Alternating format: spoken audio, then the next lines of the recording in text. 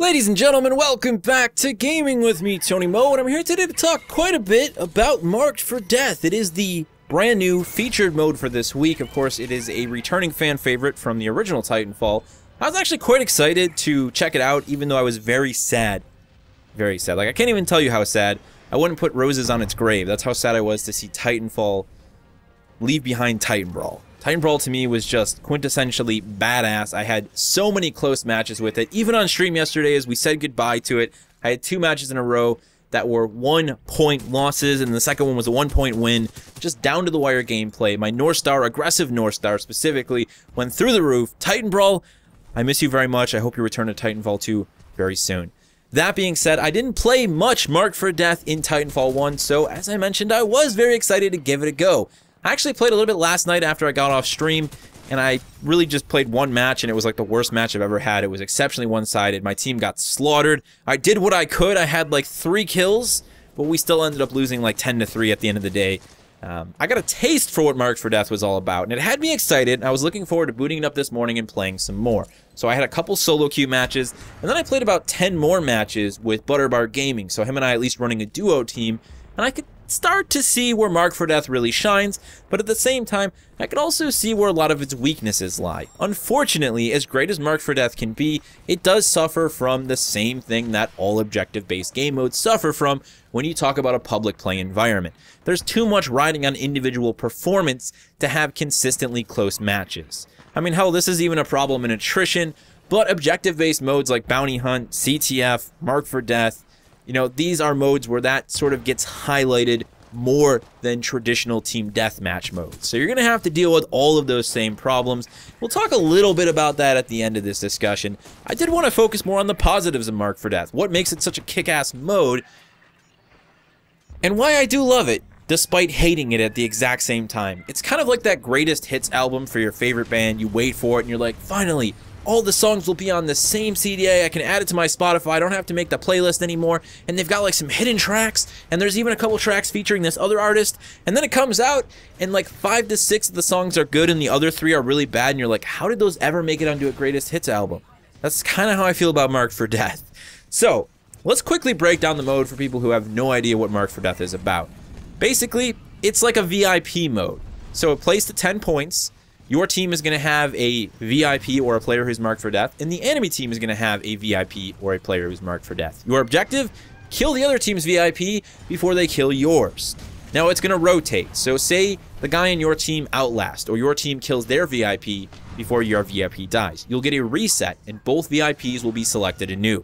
So throughout the course of a match, there's a chance that every single player is going to eventually be a VIP for either team.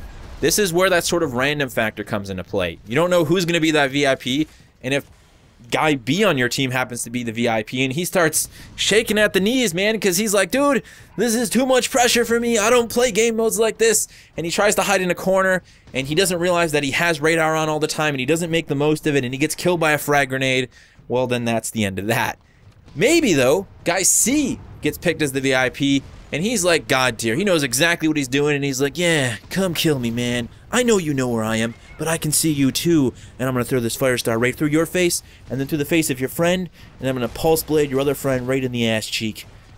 I got this. You know, so you don't really know how it's going to play out. There's a lot of randomness, especially when playing with a group of randoms, and you have to accept that. Once you accept that, and you deal with the fact that you're going to have some matches where you get absolutely slaughtered, you can start to enjoy the best part of Marked for Death, which is the down-to-the-wire clutch moments. They don't happen all the time, but when everything falls into place and you've got 2 teams full of players that sort of know what's going on, you get some really close matches. I had a really great moment today with Butter.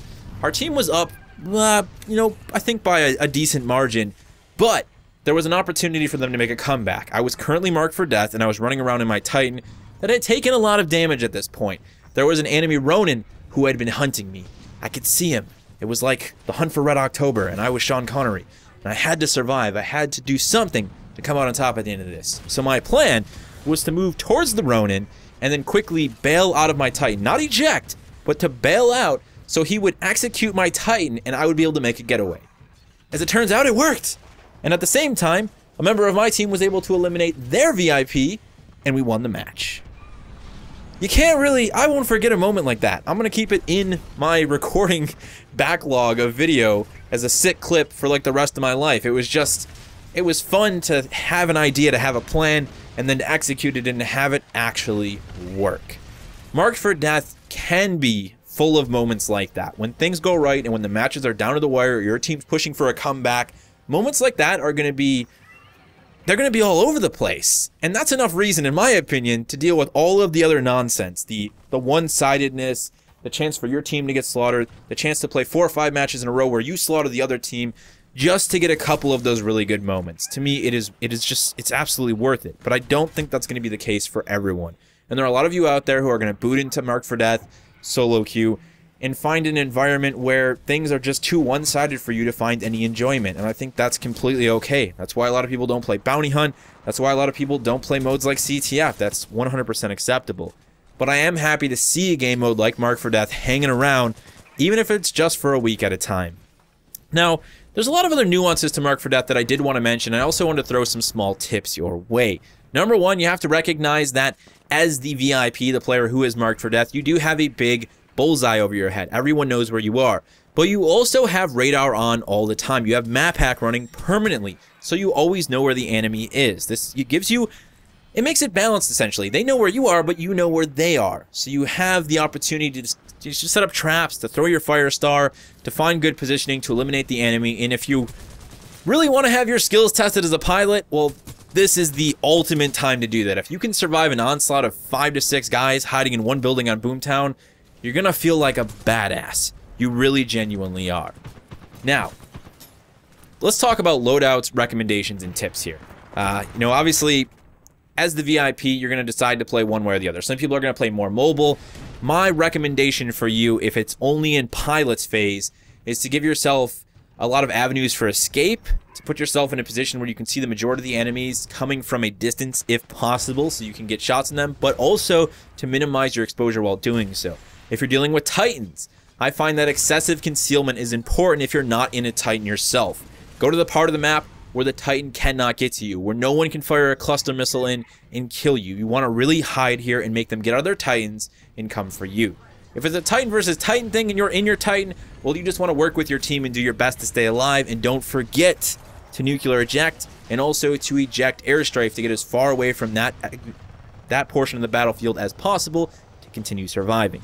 My personal loadout recommendation is to run something with speed boost. Obviously, phase shift can be great for survivability, but I found being able to go from one side of the map to the other with stim and slide hopping has helped me enormously in hunting the enemy team and also making my getaway.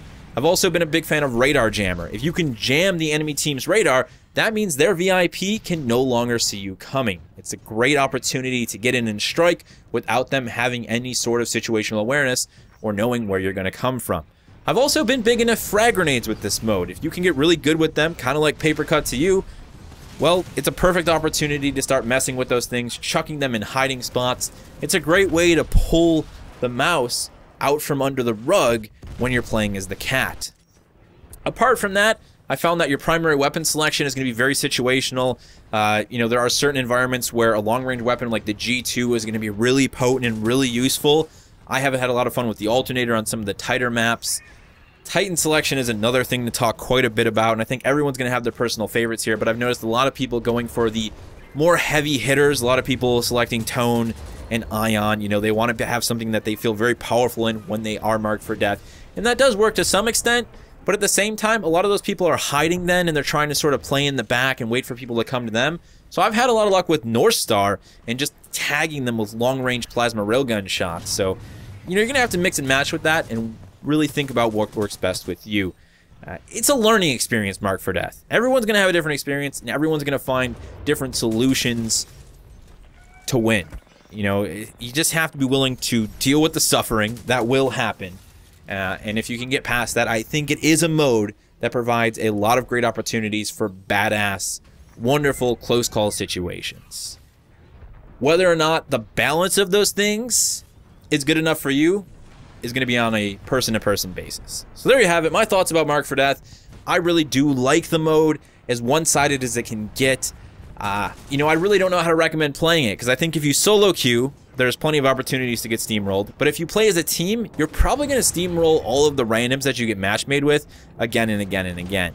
You know, if you got 2 to 3 people to play with, I think there's a good opportunity for that to kind of balance out. You know, it's always all over the place with this stuff. I'm going to stop acting like I know what I'm talking about. Some of you guys complained about Titan Brawl. I played Titan Brawl for like 7+ hours and I had nothing but 90% close matches. It seems like right now, Mark for Death is like at the 50% mark for me, but there is one thing that we really need to consider. A lot of people are playing this mode for the very first time. They don't know what the hell's going on. And this is probably the same thing that happens with Titan Brawl in any new mode that they're going to introduce. The average player jumps in and is like, they're completely overwhelmed. They don't know what the frig they're doing. They have no idea what's happening. They don't know where they should be going. They don't know how to survive. They don't know about little things like radar being on all the time. It's going to take some time for people to adapt to this mode. And I think probably halfway through the week, you know, when we get to like Friday or even Saturday, you're going to find that matches are going to end up being a little bit closer than they currently are. That was definitely the case with Titan Brawl. So if you find yourself frustrated with the performance of your teammates, maybe wait till Friday. Try the mode again and see what happens. There you have it, guys. My personal thoughts on Mark for Death. I would love to hear how you feel about the mode. I've already talked to some of you guys on Twitter, and you are in love with it. But if there's anything you'd like to say about it in terms of balance, you know, what has your experience been like? Have you been solo queuing or playing with a team? Let me know down in the comment section below. Thank you guys so much for watching. And as always, remember to play smart. Remember to play to challenge yourself. But most importantly, remember to play for fun.